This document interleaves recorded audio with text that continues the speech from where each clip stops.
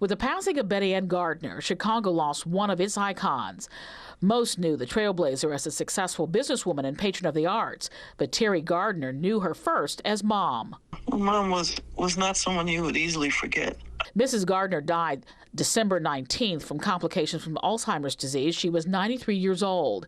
She and her husband, Ed Gardner, who died in March, founded Soft Sheen Products, one of the largest African-American-owned hair care manufacturing companies in the U.S.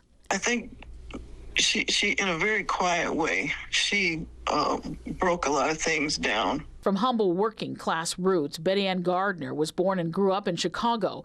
She eventually met and married Edward Gardner. The couple had 4 children and started their black hair care empire in the basement of their South Side home in 1964, while Ed worked as an assistant principal for the Chicago Public Schools.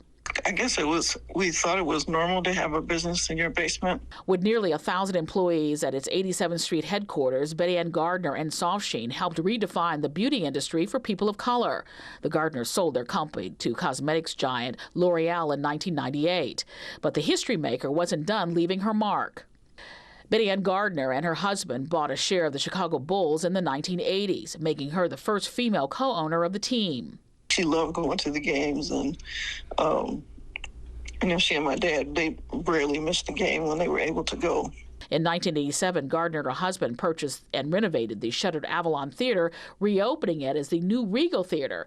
She was also a founding member of the Chicago Sinfonietta, an orchestra that features female and musicians of color. And while in recent years Bettiann Gardner's life was more private, her impact in the worlds of business, philanthropy, and arts, and her message to working mothers and women will never be forgotten. You can do these things. It takes effort, it takes energy, it takes perseverance, but she was able to do those things. And that's her message. Those who knew Bettiann Gardner say she was also committed to her black community and helped many people pay for college or even buy their first home. In addition to Terry and her siblings, Mrs. Gardner is survived by her grandchildren and a great-grandchild. Funeral services will be private. Watch breaking news on YouTube. Subscribe to ABC7 Chicago Eyewitness News.